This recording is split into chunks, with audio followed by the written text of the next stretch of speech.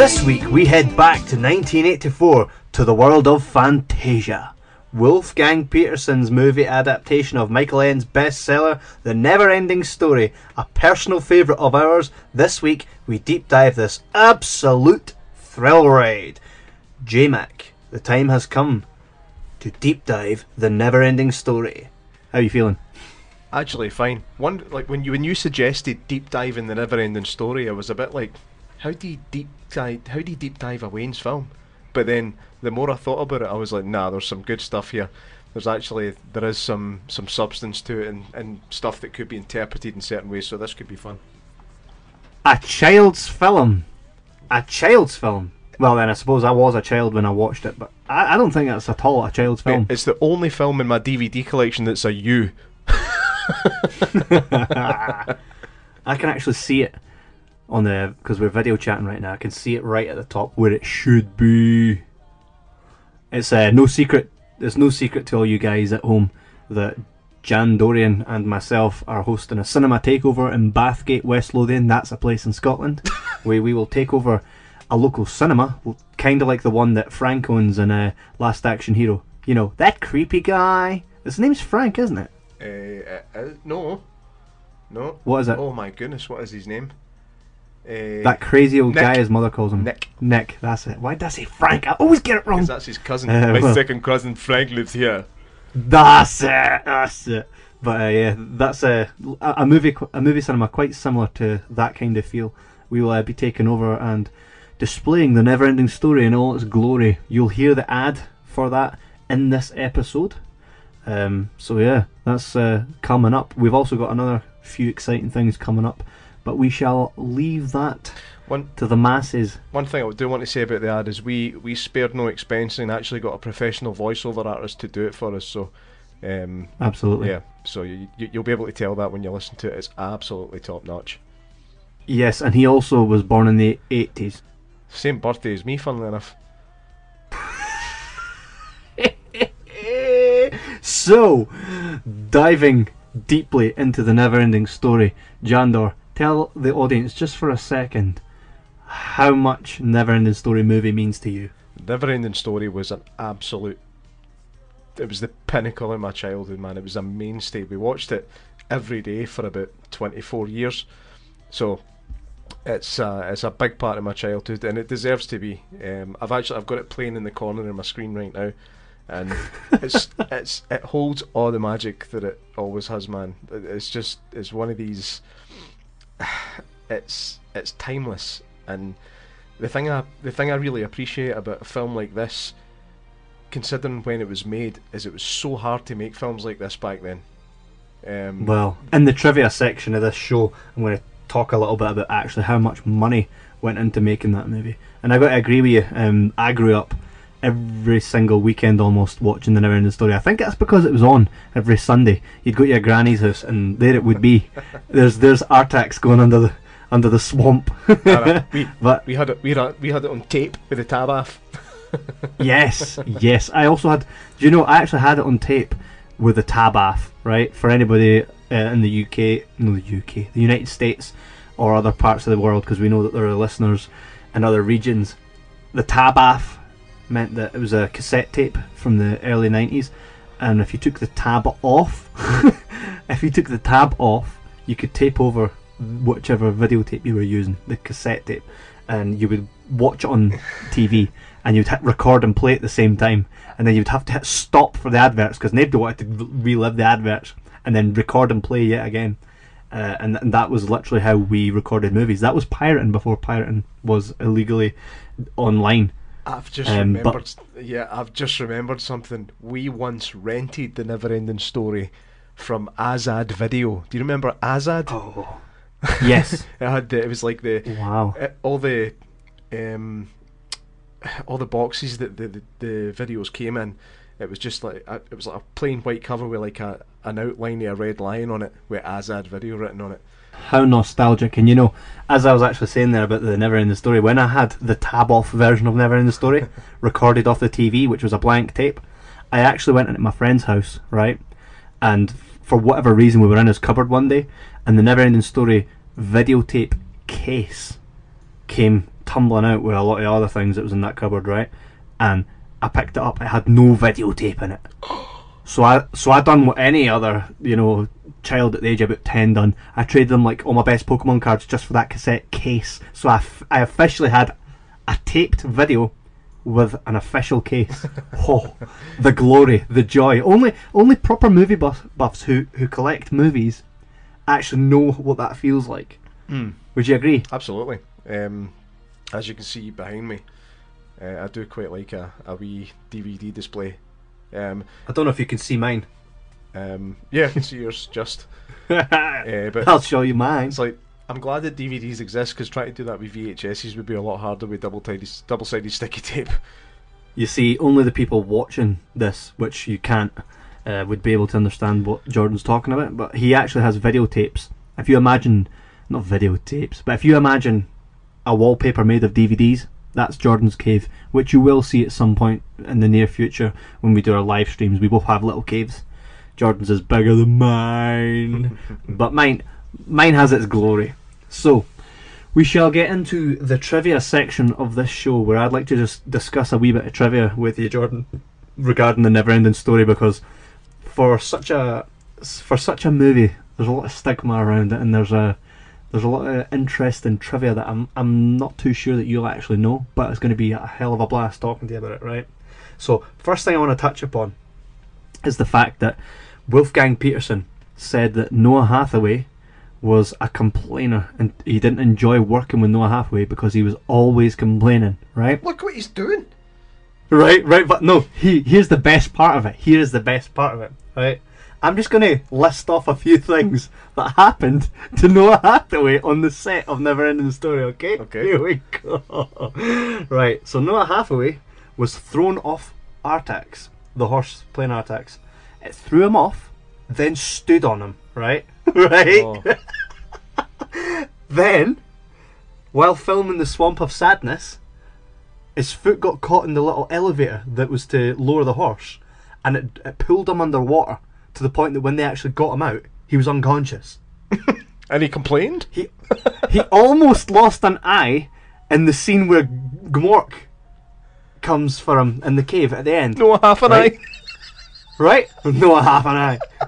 Because the claw, one of the claws that was in the wolf puppet, nearly went into his eye. And when the wolf puppet actually fell on him, it nearly crushed him. He couldn't breathe. So... Go back a second. Was that a puppet? You can't tell. Wolfgang Petersen, you didn't like working with Noah Hathaway because he complained too much.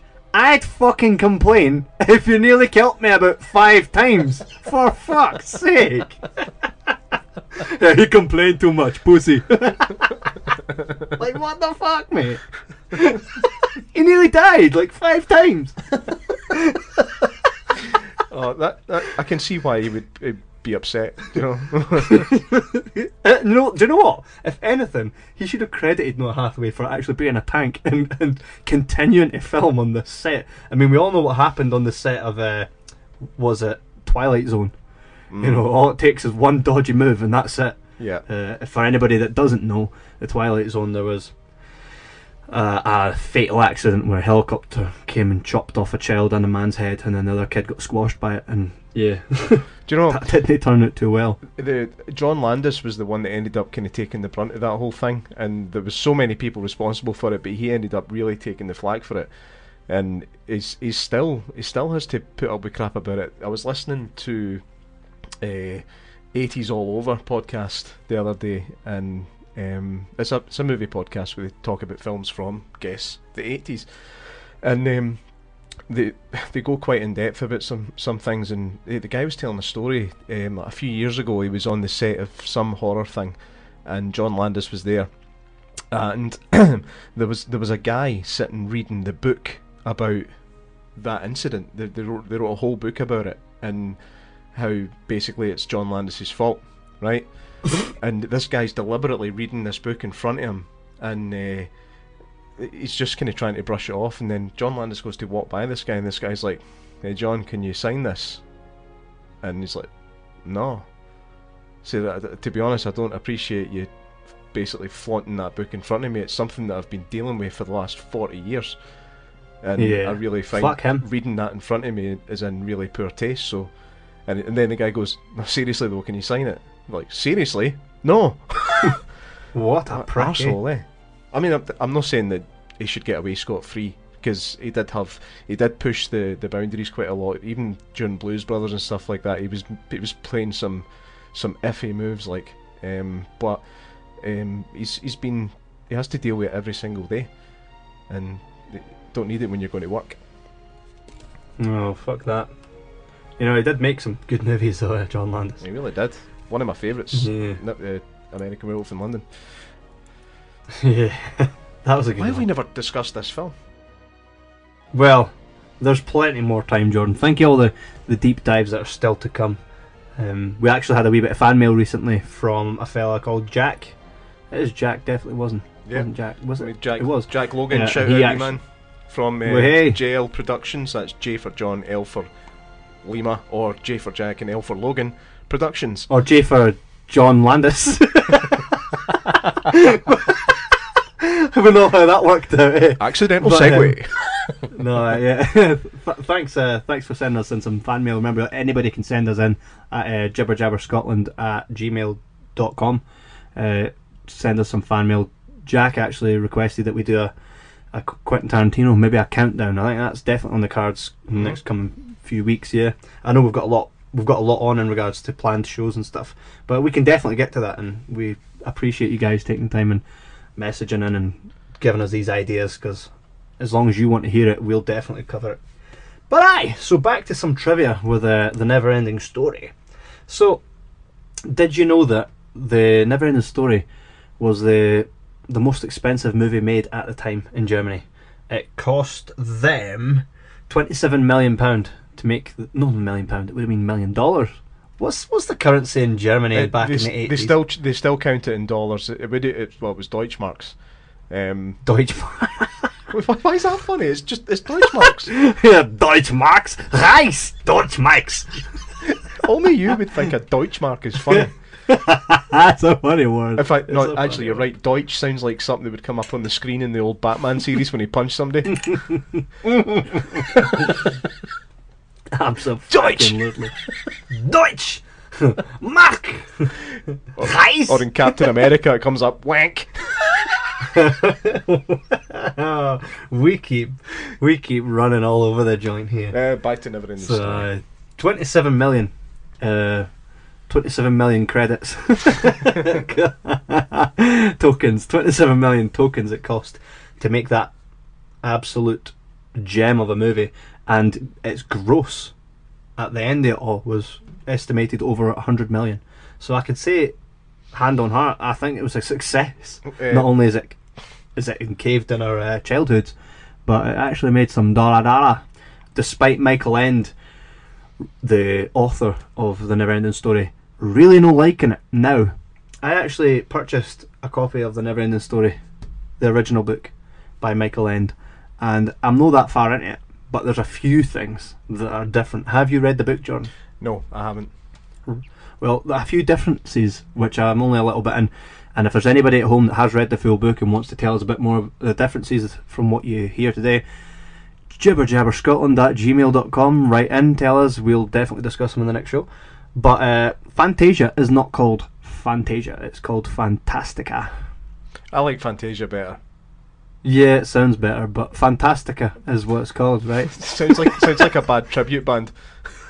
Fantastica. We play the Deutschmarks, we play the Deutsch. But so it's called Fantastica, and Atreyu's green. Atreyu's green. He's green, yeah. That's a bit. Oh yeah, and Bastion's mum's not dead. Right, so why is he shouting her name? Eh? I know. I've not got to that part yet. Maybe she dies during it and you've not got to that bit yet.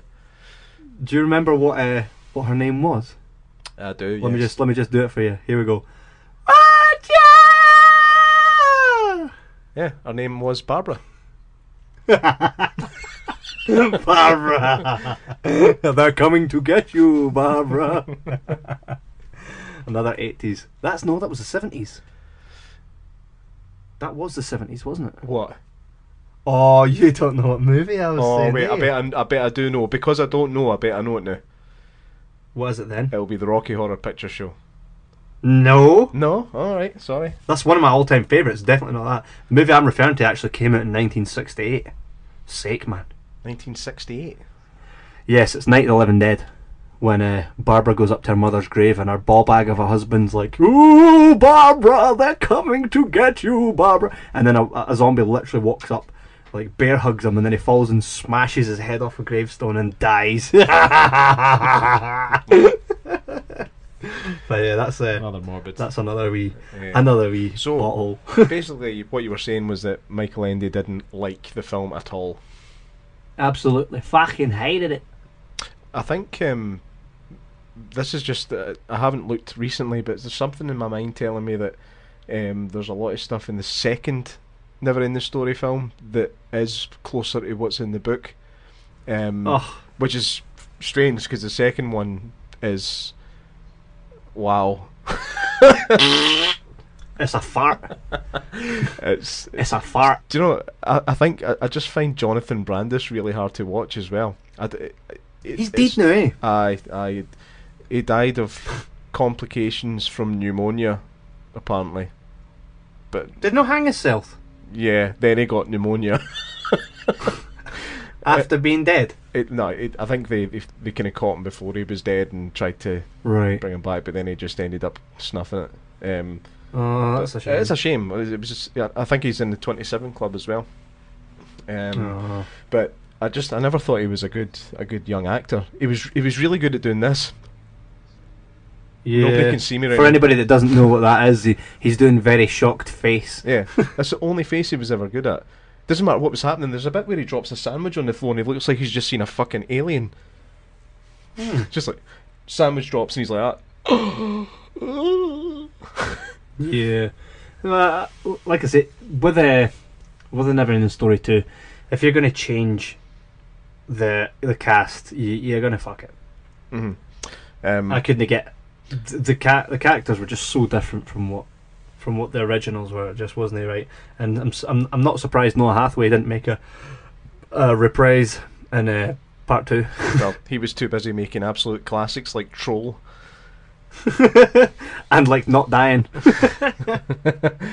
And learning how to do tattoos, I'm assuming. Yeah, well, we'll get to that part at some point. So Michael Ende was actually not happy with the movie. Did you know that Steven Spielberg actually edited that movie? He edited it. Yes. It was like post-production. He done some post-production on it. Fact. Alright. No, I did not. And No. he gave Wolfgang Peterson a lot of pointers and all that at the time as well. So that makes kind of sense why it was so fucking awesome. Well, like here's how not to kill your kids on set. Is he? Can he credit himself for that? Yeah. No. I suppose he can. Can't he? Has he killed someone on No, the set? Spielberg was quite heavily involved in the Twilight Zone thing as well. He just skipped it. Ah, right. So he probably took the experience of killing someone on the set, clean his hands of it, and then went to Michael Ende and was like, "No, Michael Ende, Wolfgang Peterson," and was like, "Yo, you've nearly killed that kid 5 times. This is how not to do it." Yeah. Like finish the movie fast. Aye. Like Yeah. what the fuck? I think John Landis definitely got what was the boy's name? He was definitely the Lee Harvey Oswald of that event. Yeah, bloody hell. Anyway, I'm not going back to that again. We'll talk about that if we ever do talk about the Twilight Zone.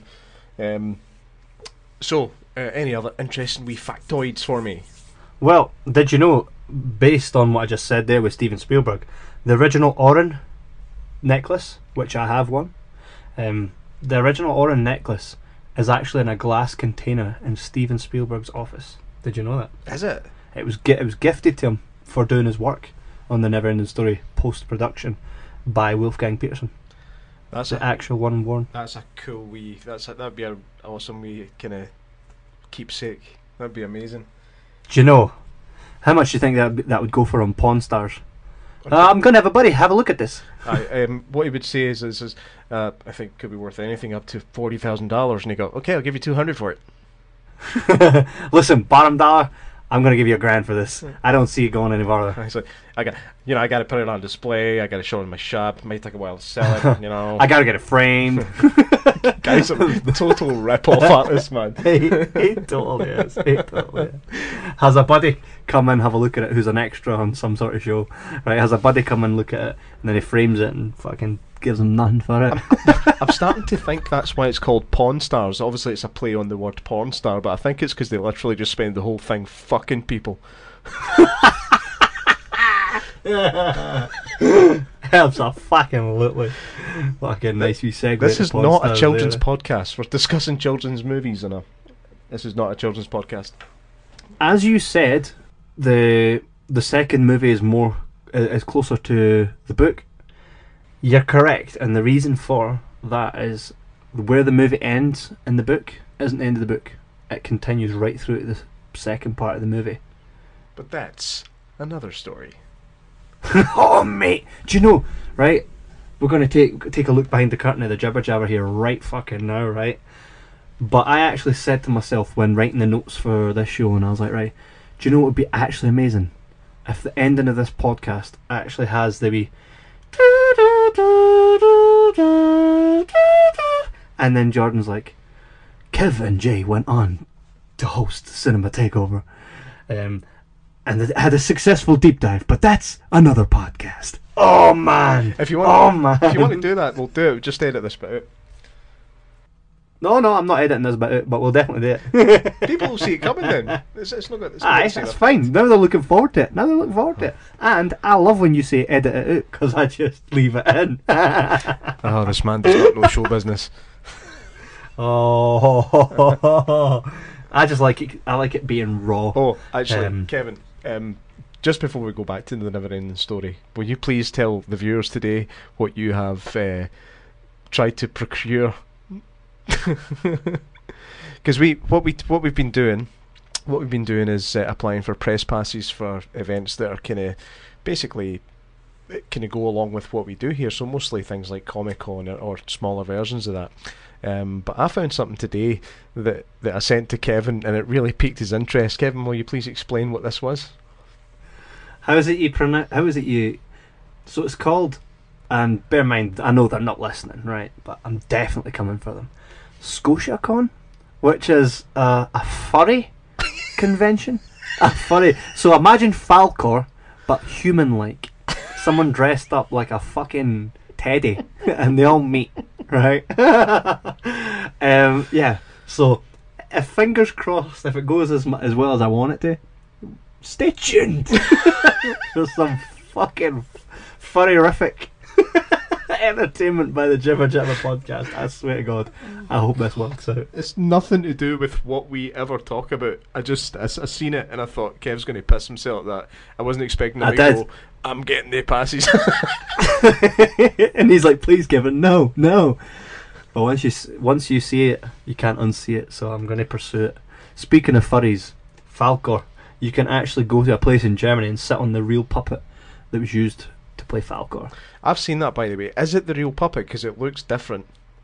Is it the puppet for the second one? Because everybody looks different in the second movie. Do you not think? Mate, do you know what the second movie is like? Remember that program, The Dinosaurs? Loved it. Yes, you know, with the that's because wee baby in the high chair and that. That's what the. Well, that's what it I know, into. because it doesn't make sense, right? See, Rock Monster in the first one. Rock Biter. Huge Rock Biter. In the first one, he's like the size of a fucking skyscraper, right? Because Atreyu looks up at him like he's some big ass motherfucker, right? In the second one, he's like the size of Bastion. That makes no sense. And then he gets on a steamroller and starts, get your motor running. That's the third one. Oh, that is the third one. That's the third one. With a young That's with Jack Black and the Nasties. Yeah. The Nasties. Do you know what? That's one thing about that, right? See if the Nasties were the baddies in Fantasia, I would have taken that. Because in the first one, you've got the Nothing, right? And then in the third one, if they had bad guys called the Nasties, you can go, right, it's Fantasia, fine. But these are real people at his school called the Nasties. Fuck's sake. Anyway, back to the good one. The original, the 1984 absolute classic. So we we're putting on the Neverending Story in a cinema near us. so I'm going to go ahead right now and let you guys hear the official ad, which you can see on all social media. There's a wee trailer.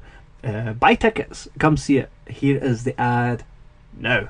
On Sunday, the 24th of March, join the guys from the Jibber Jabber podcast at Bathgate Cinema as they present a one-off screening of The Neverending Story. Set in a world where books are still made of paper that can magically transport you to other worlds where kids can ride flying Labradors and talk to giant turtles in the mud. Watch in awe as Bastian, a kid with a wild imagination, and a mom with an unpronounceable name, delves into the never-ending story. Following Atreyu on an epic journey to save Fantasia from nothing. Trust me, it's more exciting than it sounds. So come join us at 10:30 a.m. on March 24th at Bathgate Cinema. Book online or call the book while tickets last. Relive the classic 80s fantasy in all its glory. So yeah, definitely go check that out. So, Jan Dorian, if you were to explain to someone the Neverending Story before anyone's ever seen it, so you say you meet someone at your work, you ever seen the Neverending Story? Nah, I've never seen the Neverending Story because I'm shite. How would you explain the movie to someone? It's one of these ones that unless people have seen it when they're a kid, it's really hard to make it sound good. Do you know what I mean? So the guy says that in the trailer, that ad you just heard. I mean, oh, does he? He does. He does. Part. That's why we paid him. I mean, what was said exactly? You could probably do a good impression of him. Go for it. Oh, I can't remember what I said now. So what he said. Breaking the fourth wall. It was something like, you can wear paper. What's it? Where books are still made of paper. That's it. In a world where books are still made of paper. And you can fly on big Labradors. And where kids can fly around on giant Labradors. And you're being pursued by a big bad guy. Nothing. Trust me, it's better than it sounds. But that's what you need to do when you're explaining this film to people. You have to say, listen, I know I'm bad at explaining this, but it is better than it sounds. It's basically a wee boy reads a book, the book sucks him into the world, kind of. Vicariously he's in there vicariously. Aye. And like two worlds start to collide a wee bit. There's a wee Native American boy basically. A trail. But by the way, talk about confusion. When I was a child, a trail was a woman. A girl. Everybody thought he was a girl because he just had long hair and he was really pretty. Yeah, and his voice. Like, we all knew a lassie like that. I mean, watching it now, it's pretty obvious that he's a wee dude. But when you're a kid, you just see somebody with perfect hair like that, you're just like, that must be a girl. Yep. So, even trying to explain to you, who's seen the film before, even trying to explain to you what the film is really difficult. But if I'm ever talking to somebody that hasn't seen it, which is quite rare, most people have at this point, but occasionally you find somebody that hasn't, and it's just, you just say, just watch it. But I do remember a good few years ago, my friend Lee, I watched it with him at his house, and he didn't like it. He didn't like it? No, he thought it was boring. And what's wrong with him? He works for Lidl. I see. He thought it was boring, and he said nothing really happens in it. But see, if you actually take a step back and look at it in the grand scheme of things, not a lot actually does happen. It's just that they make not a lot happen exciting somehow. Yeah. Because don't want to give away too many plot points in case somebody hasn't seen it. Plus, if you've not seen it, yeah. If you've not like seen it, buy tickets. Buy tickets. Oh, buy tickets to our show. Come see it. And we're hoping to do a wee kind of 5-10 minute kind of talk before it as well. So it'd be nice to actually speak to you guys face to face. Abso-fucking-lutely. Although most of you know us personally anyway, still. Yeah, I could actually name everybody that's bought a ticket so far. We sold another 3 tickets today. Did they? No, I did. I text. It's actually see Lee that I was just talking about. I texted his wife and said the Neverending Story tickets are on sale. She's like, I tried to get them the other day and couldn't find it on the website. I said, it's there now. Go get it. And she did. Nice. Oh, that's good. So, you know. So and is she going to drag him along to see it again? No, he's working. It's just her kids that are coming with her. Oh, that's good. That's good. Look at you go, Mr. Ticket Seller. Aye, that's always what I dreamed to be. Well, it's not the world that it's not the kind of world now that sells tickets, is it? Everybody's downloading and streaming online. Fucking smart asses. So, are we going to get into this film a little bit? Well, aye, we are. Let's go then. So, Jandor, we're talking about the Neverending Story here, right? When I was a child, there was one scene that really stood out to me, and I'm just wondering if it's the same scene that stood out to you. Explain it to me. Well, there's a couple for me.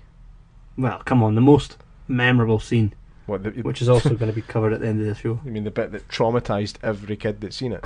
That's the one. By the way, in that sequence, his acting is brilliant. You think so? Oh, aye.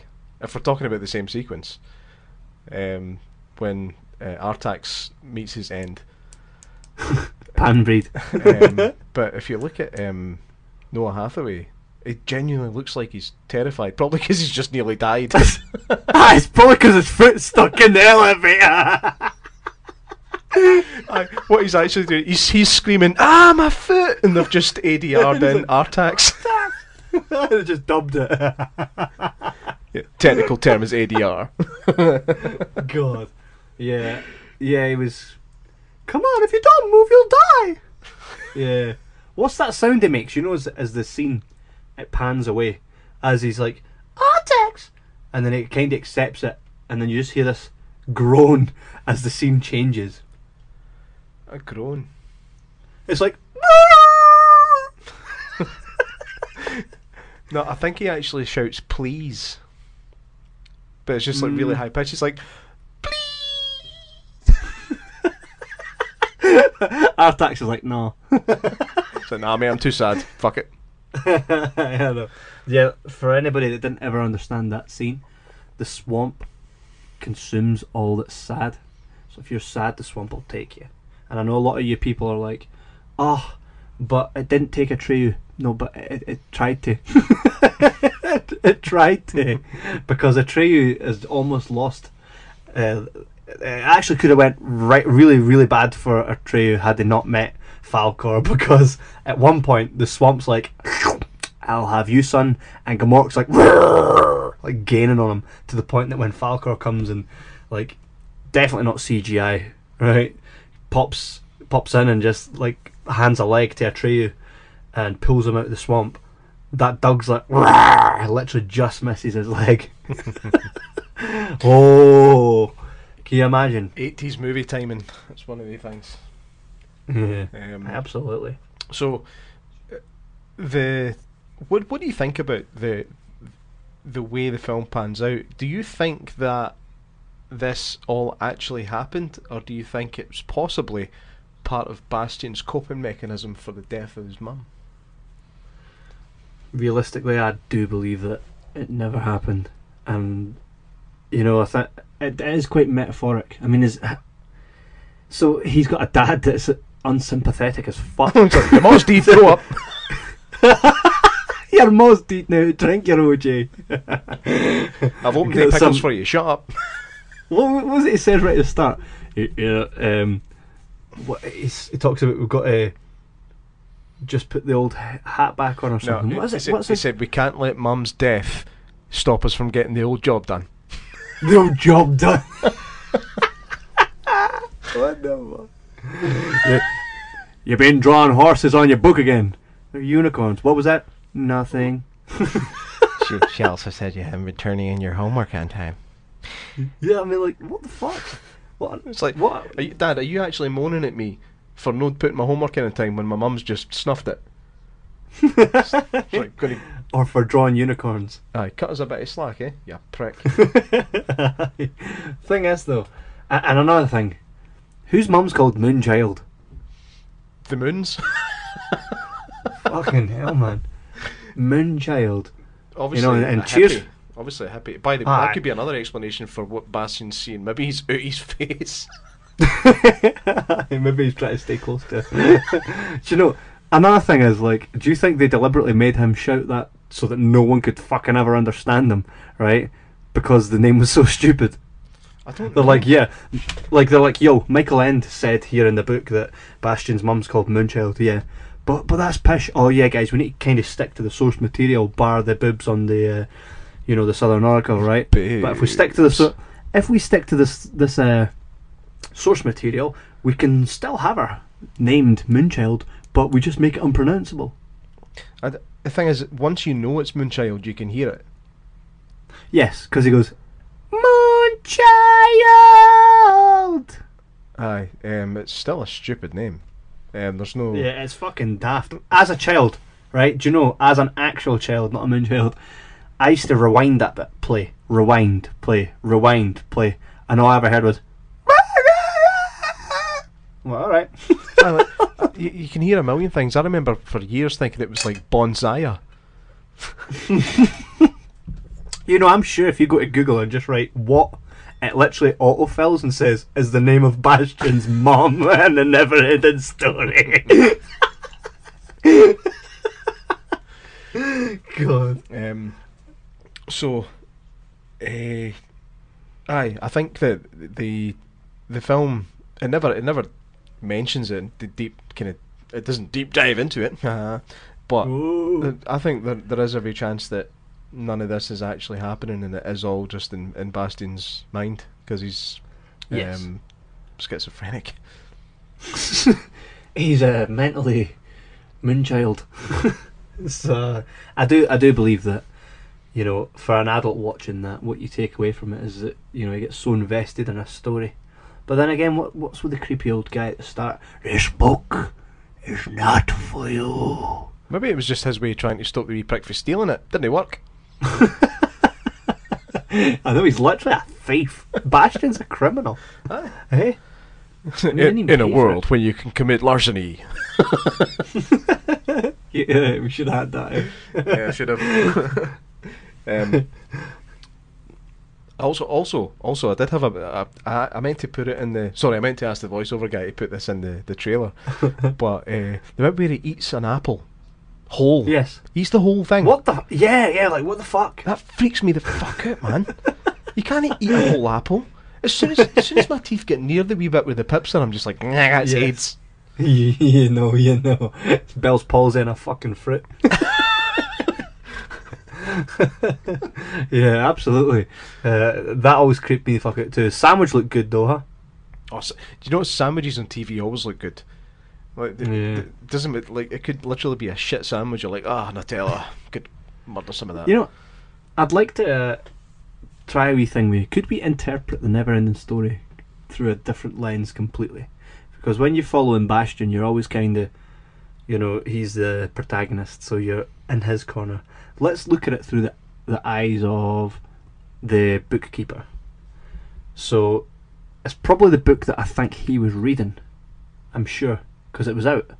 Mm-hmm. So he's probably reading this book and he's like, it's not for you because there's sadness in it, the swamps, the nothing's coming, it's a depressing book. So he's like, this book is not for you. Then the wee shit steals it and runs away with it. Next thing is, and here's another thing for you, right? Being with a Bastion just interpreting this through his own mind and not being real. Explain Falcor at the end. Chasing the bullies down the street. Or do you think that's him just walking out with a swagger being like, fuck yous, I've had it? I think that's him really starting to lose his fucking marbles. Maybe he's just imagining it. Hi. I don't know. I think, I mean, when you're watching it as a kid, all of it is happening. This is the film is happening as it appears on screen. But it's when you get older, you look at it and go, "Boy's mum's dead." This could all be in his mind. But then you think, well, the bullies see Falcor at the end, but that could just be him imagining the whole thing, like you said. And I think that there is definitely something to be said for the fact that this might not be what it seems to be. This could be a very depressing look into child depression. Yes. God, well, that took a turn. You mean Falcor's not real? I'm Jordan! a luck dragon. Jordan, it's like the Neverending Story never was! Actually, talking about the acting in this for a minute here, for child actors, I think they actually do alright. For the most All part, of them do, there's a few, like especially with Bastian, there's a few hammed up lines. But see the wee girl that played the childlike Empress, she never went on to do anything else, and she was probably one of the strongest actors in it. Yeah, I agree. She was really good. She looked like she was proper bothered that her fucking Proper bothered. she was proper bothered that like her world was being destroyed, and she was left on a floating rock at the end. Again, if you haven't seen it, you need to watch it to understand what we're talking about. Do you know who else's acting was proper solid? The wee denim thugs. Get back in there! Chewing 80s chewing gum. Mama's boy's holding out on us. Did they not frisk him and take his lunch money at some point? He didn't have any, so that's why they threw him in the bin. Oh, aye, because he had a packed lunch. Aye, and then for some reason that bin in the middle of the site's got hay in it.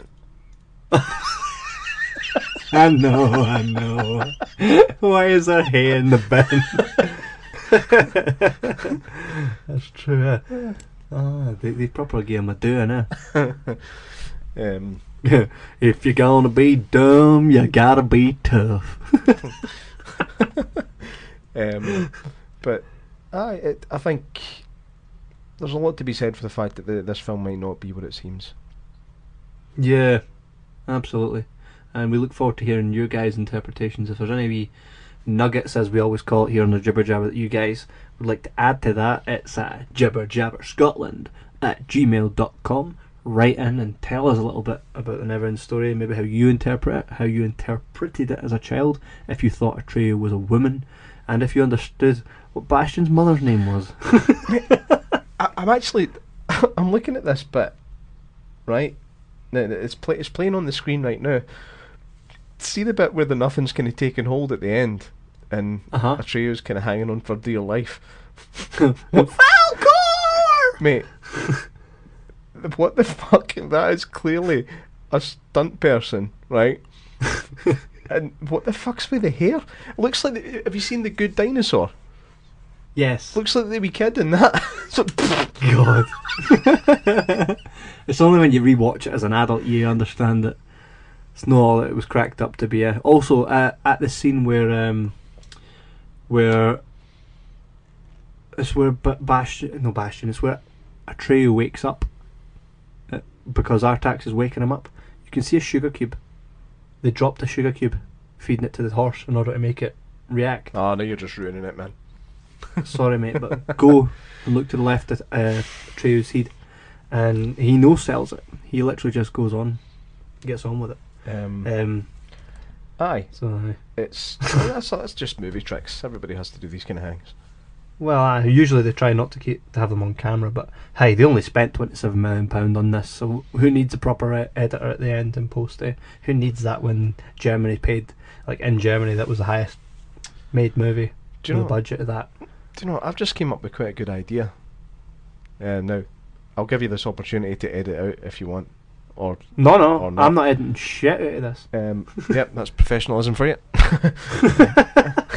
I was thinking, like, I've been sitting with this film playing when we've been talking. It could be fun to sit and do this, like with films that we know quite well, so that we can talk about it as it's happening. They're called watch-alongs. Watch-alongs. And what happens is you put it out on Twitch, and people, or or Facebook or something, and people will watch us watching movies and interpreting them as we see them. Deep dive could take a deeper dive, so to speak. That could be fun. If you guys would like to see that, please let us know in the Jibber Jabber community or at jibberjabberscotland@gmail.com. Let us know, would you be interested in seeing us do a watch along? And if so, which movie would you like to see? If enough of you guys let us know you'd like it, then we'll go and do it. Yep, we have noticed that the Jibber Jabber community page is growing. We're getting more people coming back. So thanks very much for everybody that's decided to join without being asked. Same with our wee YouTube. Hell yeah. Yeah, it's getting there. You guys are spot on. So Jan Dorian, I've often wondered to myself, where are the cast now of the Neverending Story? And I know where they're at. Well, I don't know where they are, but I know stuff about them. I don't think Barrett Oliver knows where he is. That's true. So Noah Hathaway, actually, the kid that played Atreyu, he grew up, got muscly as hell, started tattooing people. He actually attends some comic conventions in the US. If we ever got the opportunity to meet Noah Hathaway, I'd probably scream. It'd be an absolute fucking dime for us to meet Noah Hathaway. But yeah, I've seen some interviews with him. Seems like a cool guy. Enjoys talking about the Neverending Story. But he's happy enough in his own life. Try to get back into acting, I think. Barrett Oliver, as you explained, kind of looks like a mad scientist now. He reminds me of Joaquin Phoenix when he grew that big ass beard and tried to be a rapper. Aye, very much so. Pretty much how he is. I'm sure he's an author now, isn't he? Photographer. Photographer, that's right. He really should stay on the other side of the camera, like. I mean, look, he wasn't that bad. But he's a cute wee boy, and he turned into Peter Jackson's dad. I suppose. But so he's done alright. And Tammy Stronach, who played the little childlike empress, she actually does yoga now. She does, she's a yoga instructor. Doesn't everybody? So she actually does. She's a dancer, not a yoga instructor. She has her own dance studio and dances in like different movies, and I'm not sure if there's a lot of movies, but it's more big productions and music videos and stuff. Mm-hmm. And she looks different now. I mean, as a child, she was probably a crush, and probably the same as an adult. I'll tell you what my favourite building material is. Yeah, what? My favourite building material. Build material? Wood. Eh? Wood. Wood. Oh, alright. Only the Scottish folk may get that. Wood. He's basically saying he'd love to fornicate with Tammy Stronach. That's literally what that means. No. If you don't believe me, ask your Scottish cousin. No. Bastion's father, his name is Gerald McRaney.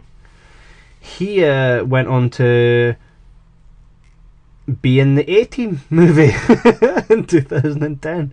He actually still he's probably got the best career of them all. He's still actually quite active in the acting world out in Hollywood. When you've got a moustache as good as that. Eh? When you've got a moustache as good as that one, it doesn't go away. It's grey, but it still has it. Obviously, Deep Roy, who was what was his name? He was the teeny weenie in the Neverending Story. Yeah. Is he pan-breed? I don't think so. No, he isn't. He's not pan-breed. No, I thought he was pan-breed. Oh no, you've got Being Dead mixed up with Being in Willy Wonka and the Chocolate Factory.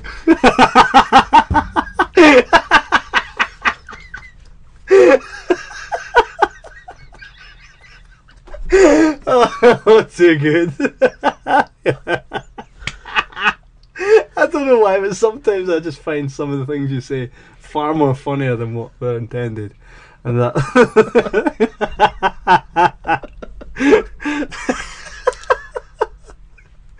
Oh, can he breathe? Being dead and being sorry. Move on, Kevin. Move on. So yeah, they're doing all right. The sequels, Jordan. I think you'll agree with me when I say the sequels were fucking bitch. Well, I do to a certain extent. I did used to quite like the Neverending Story 2 when I was a kid, but I think it was because it was the Neverending Story 2. It wasn't because it was good. It was because it was the next Neverending Story film. Yeah.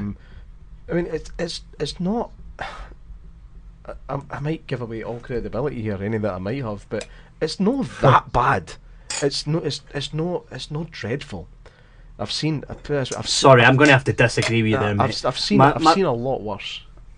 My daughter really likes a Neverending Story to the point I even got her a matching orange necklace. I wear one and she wears one, right? My daughter Emily, my oldest daughter, one of two daughters I have. So she absolutely loves watching movies with me. You know how, well, you only have one child, right? Mm-hmm. So in the future, when you have more children, you'll realise that each of your children, they take different parts of you. So my youngest daughter, she's still to be shown what she likes. My son, Harry, he's just a tatty head like myself. He's got all the boisterous in me. My daughter Emily has the movies. Now she loves to watch movies that I grew up on. Right, she likes movies from nowadays, but one of her favourite things is coming into this cupboard of mine, this wee cave, and checking out my DVD collection. And I'm forever giving her movies like Labyrinth, Mr. Bean collection, and all this, right, to watch. She absolutely loves the Neverending Story. Absolutely loved the first one, right? Mm-hmm. Then we watched the second one. First thing she's like, they all look different, Dad. And remember, Atreyu isn't Atreyu to a 6-year-old. It's a trail. A trail. It's a trail, not Atreyu. I'm like, Emily, it's Atreyu. Dad, it's a trail. He says a trail.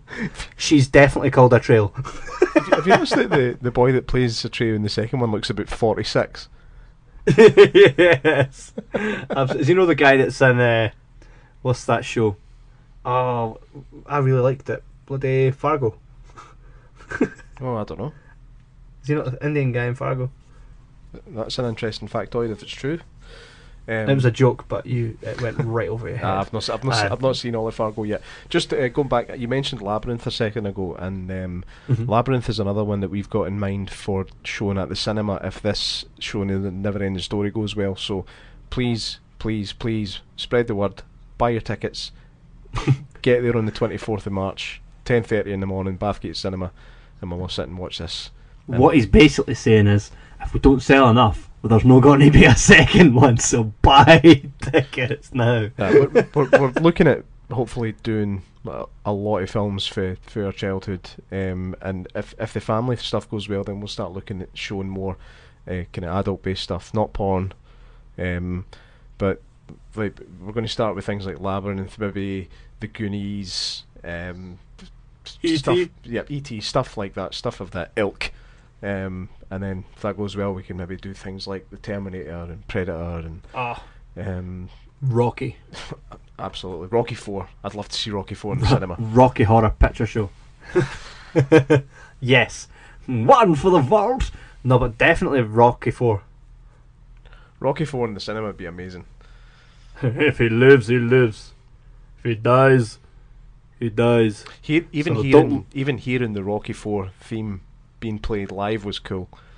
Beautiful. The SYNTH LORDS. Check them out.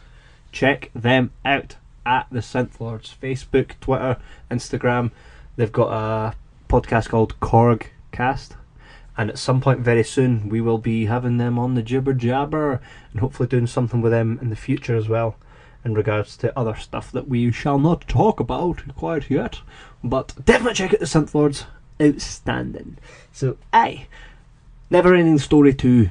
Bish. I'm just going to have to disagree with you that, mate. It wasn't great. That's fine. We're allowed to do that. We're allowed to do that on here. Even, like, the childlike Empress reminds me of... You ever watched Dennis? The movie Dennis? Yeah. Do you remember that bitch that makes him kiss the doll's bum? Yeah. That's the childlike Margaret. Empress in part 2. Do you know? Yes. I just watched Dennis the other day, and I've got a very interesting fact about the film Dennis for you. I'll go for it. You ready? I'm ready. Dennis was... Well, actually it's called Dennis the Menace in America, because they but it's Dennis here, though. They never had the Beano, so... Yeah. Dennis was directed by a man named Nick Castle. Do you recognise that name? Nick Castle. Don't rings a type bell. it in. Don't type it in, you cheating fuck. Right, okay. Rings a bell. Nick Castle was the man who played Michael Myers in the original Halloween. That's who he is. He never played Michael Myers, he played the Shape. Yes, he played the Shape. Michael Myers. The Shape. Oh, wow. Cool, eh? That's amazing. He made Dennis. Yep. Fucking one extreme to another, eh? Oh, here comes the wee kid with the Jufro pointing at the sky. Chat. Bloody hell. The wee kid in the middle looks like Jonah Hill. For everybody at home listening to this podcast that you can't see, Jordan's still watching the Neverending Story as we talk about it. Neverending Story 3 was more entertaining for me, but I kind of took it as a movie on its own. I didn't relate it to the first Neverending Story, I just kind of kept it in the same universe for me, because sometimes like movies can be shit, but for me, if I can find a place for it in my head to not relate it to what I love, then I can accept it. Does that make sense to you, Jandor? Absolutely. Yeah. Sometimes you need to do that, and it's the only way to get through a fucking terrible film. Yes, because I believe that you can take a movie, like some movies don't need to be sequels. A great idea doesn't have to be a sequel.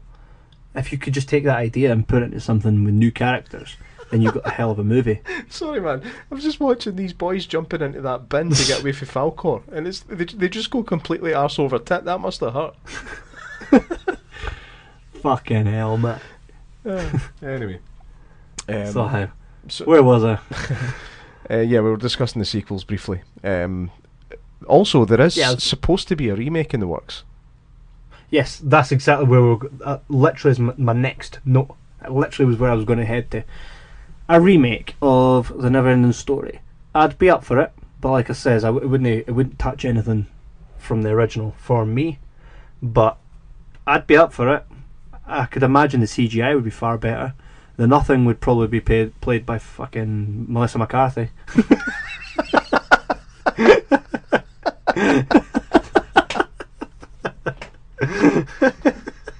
Not bad. Who could you see playing Atreyu? Atreyu.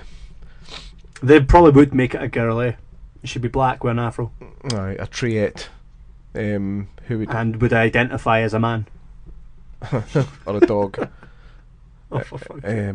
Actually, that's an interesting question. Who could you see playing Bastian? Do you know who? Do you know? It'll be all the kids for Stranger Things. I swear to fuck. That's Ah, what they do. it'll be one of them. Every single kid for Stranger Things, and then getting Marazzo can play a wee monster. Yeah. He could play Gamork. Have you seen Do that? you know? You seen that thing he can do with his shoulders? Say it again? You seen that thing that boy can do with his shoulders? No, what can he do? Getting Marazzo, he was born without collarbones. So, Oh, wow. So he pushes his shoulders forward and he claps them like there. It's Fucking hell. It's weird. It's funny, if you go to our YouTube page, you'll see that we actually had interviews with Gaten Matarazzo. We filmed him doing a set with his sister down in Manchester. Just a wee tidbit there for you if you want to head to our Jibber Jabber YouTube, Jibber Jabber podcast on YouTube, or tinyurl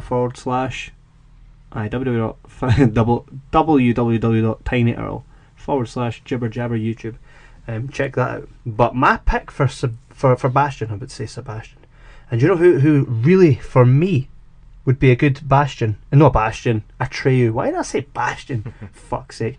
Bastion would probably be played well by, you know, the kid that plays Mike. Is it Mike? In Stranger Things, you're right. The kid that was in It. It says Finn Wolfhard or something. Finn, that's right. He'd probably be a good Bastion. But for me, Atreyu, Will Poulter.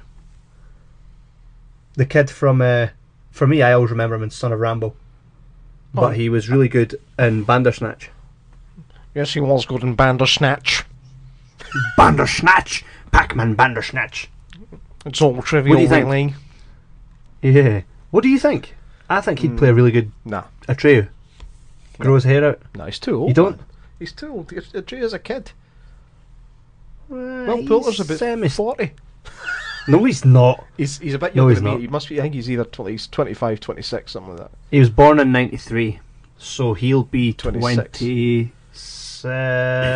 25 coming on 26. Yep. He's too old. No, he'll be 26 now because it was in January. He's way too old. I don't know. Maybe. I don't know. Or they could do something really cool and introduce new actors. Not enough of that happens, I think. Yeah. I do have one other film that I'd love to do this with if this goes well. What? Masters of the Universe. Oh, like this for contextual purposes. You mean the cinema takeover? Yes. Yeah, absolutely. There's so much. So much we could do. Yeah.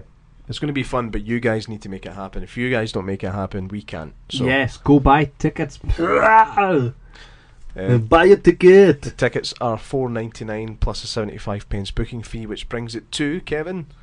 $5.74. Excellent. $5.74 a ticket, and you get to experience these films the way they should have been experienced. Come along, get it watched, get it paid. Get some popcorn. You can actually buy some beer if you fancy it. It will be a Sunday afternoon, so you know. Sunday get morning. rid of the blues for going. Well, yeah. Get rid of the blues. It actually starts at 10:30, so 10:30 a.m. If you guys fancy having some alcohol just to get rid of the blues, knowing that you're going back to work on the Monday, then that's fine. So before we wrap up, Jan Norian, what do you think the importance of Neverending Story has been to pop culture? Pop culture. See, that's a tough one, because I don't really think it's got much of an effect on pop culture today. Really, the only people that are keeping it alive are people like us, because I think it could easily fade into obscurity, which would be a fucking sin, because it is a really, really, really good film. I mean, it's a big film studio. It's Warner Brothers. There's no reason for this film to go unnoticed, but it needs people like us to put the effort into making sure it gets shown. And like I said, the thing about these films for me is I can sit and watch the Neverending Story now, and it still feels more magical to me than watching anything that come out with now, because I know how hard it was to make films like that back then. Said it at the start of the podcast, but the amount of effort that had to go into making films like that with their special effects and practical effects, it's a piece of piss now. It's a piece of piss to the point where I don't even think there should be an Oscar nomination for visual effects, because it's such a piece of piss. Spoken like a true visual effects artist. I mean, it's basically all you need. All you need is money. You don't need any imagination. That's what it feels like to me. Whereas you're right. with these films, even films like look at things like Krull, and even kind of shitier ones like Red Sonja and stuff like that. They still required a lot more effort to actually get these. Logan's Run. There. Oh, don't even mention Logan's fucking Run. Logan's Run's awesome. It sounds like something you'd have. I'm not coming out today, man. I've got the Logan Runs. He tries to trade like a hand jewel for a couple of cats. How can that be so bad? I agree with you. It's not an important piece of pop culture. However, there are always references in certain TV shows and stuff like Family Guy. Everybody will always remember the Neverending Story as that movie where you ride a fucking flying Labrador, chasing bullies with it, you know. And let's not talk about the jokes, the pedo jokes for Falcor. No, let's not, because it is ridiculously creepy. Absolutely. So we're going to go to a memorable scene for yourself, Jordan. I'm going to go with the. Do you know what it is for me? This sounds so stupid, but see, just the starting credits with that song. Oh, mate, beautiful! I cannot wait for that in the cinema. I can't even wait. Just see for like the windy noise that it starts with. Ding ding ding ding ding ding ding ding. I cannot wait to see that on the big screen. Yeah, mate. It just takes me right back to being like 5. So, yep. Absolutely. That's the whole point. That and the obviously Artax dying was it's still fucking brutal. You know, for me, my memorable scene will always be "Get him, Falcor!"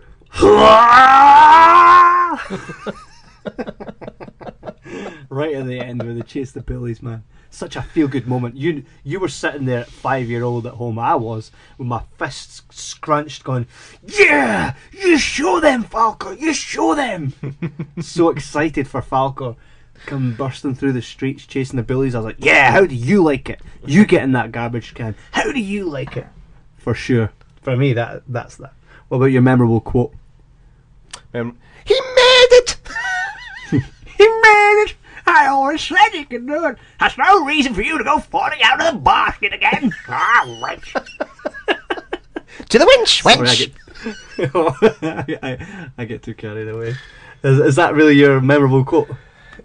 Actually, I do like the bit at the start in the bookshop when he's just like when he's like, have you ever been Captain Nemo? Trapped inside your submarine while a giant squid is attacking you. And he's like, but it's only a story. And he's like, that's what I'm talking about. The books you read are safe. Mate. Well, first off, well done. But fucking, what kind of book teller is that? It's scaring the shit out of him, man. Well, he made it clear when he walks in, get out of here, I don't like kids. So I've got a feeling he was told to say that by his parole officer. Oh man, God! Do you know one of my favourite parts? And it's not my most memorable quote, but it's definitely a favourable one for me. And when he goes, "Some people see themselves and run away screaming, screaming." That's with his beard in the scene. Like It's one tooth. Screaming. Mate, imagine you're like a Tree's age, right? And you get picked up by a flying dog, and you see these two motherfuckers walking towards you with a fucking pot of soup. He's awake! Mate, they were terrifying. I know. Fucking terrifying. Imagine that guy looking at you through a window. Like, whose idea was it to put them in a kids movie? They actually could have put that wee guy on the fucking wing of the plane in Twilight Zone. They could have.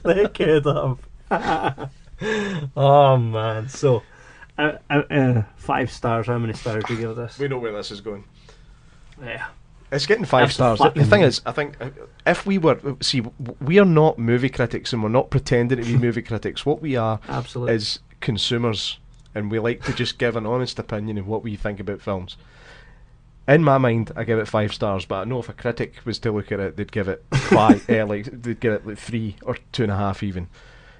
But just critics. Purely for nostalgia and fun, I'm going to give it 5. Absolutely. I cannot wait to see it in the big screen. 5 is exactly my star system. Also, I'd give it more if we had more stars.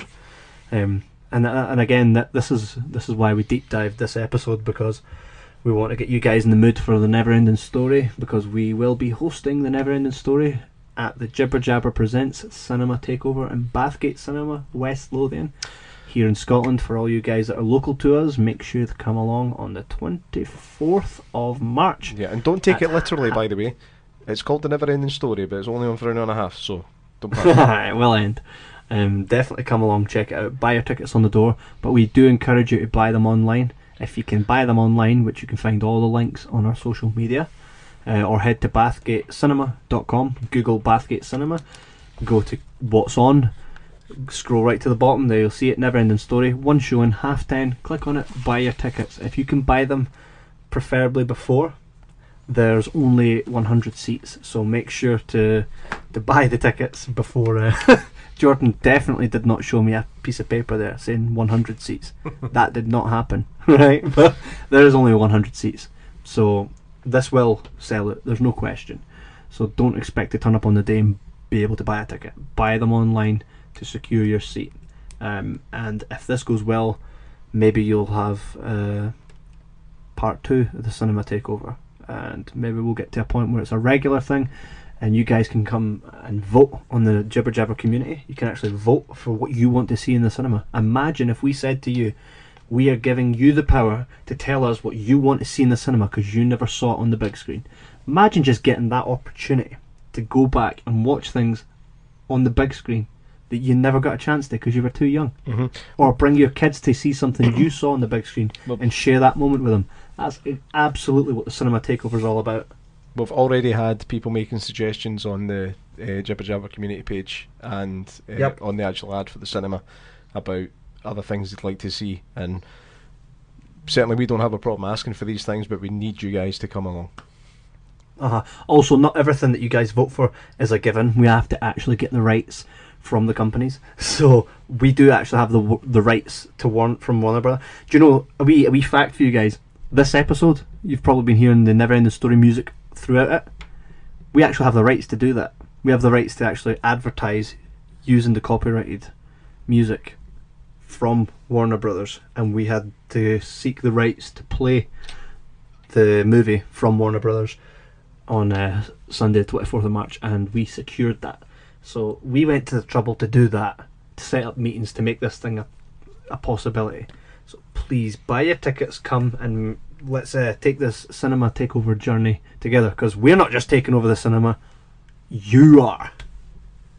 And on that note, make sure to check out our social media. You can find us on Facebook, Twitter, you can find us on Instagram.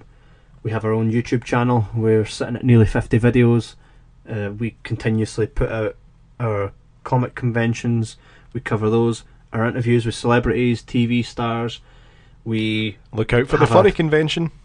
Look out for the furry convention for sure. We have a mini-series show with short recommendations called Watch This, where Jordan and I talk about movies that you guys should watch. Go ahead, check that out.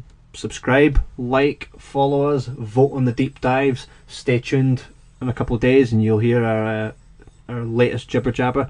You can also view them on Podomatic, Apple Podcasts, even YouTube. You can find us everywhere. Just Jibber Jabber Podcast everywhere. Anything you'd like to say in closing, Jan Dorian? Yeah, also, if you've got the time, excuse me, frog in my throat, ribbit. If you've got the time, if and when you actually do book your tickets for this, just drop us a wee line and let us know you've done it, just so we can gauge how it's going. There will also be competitions and prizes coming very, very soon. That is true. You knew that, Jordan. That is true, yes. You did know that. Yeah. So you can win prizes related to the movies. So please stay updated. Like our Facebook, everywhere else. Follow us. Get on board, because you guys are not going to want to miss it. So thanks for tuning into the deep dive this week. It's been an absolute pleasure, and we shall see you on the flip side. Bye-bye. Take it easy.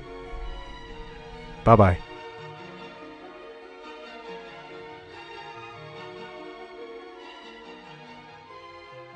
Hurry, Falcon! The nothing's everywhere!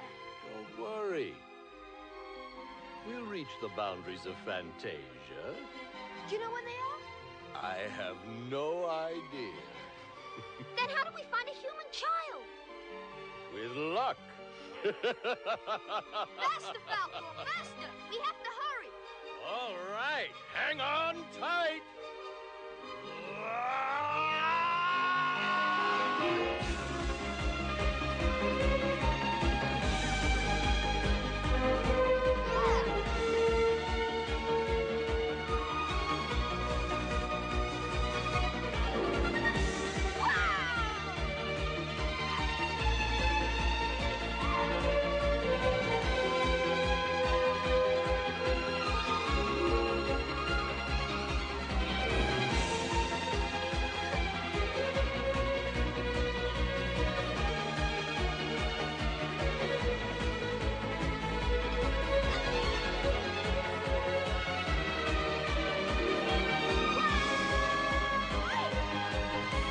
We hope you've enjoyed this deep dive. Kev and Jay will have many more to come, but that's another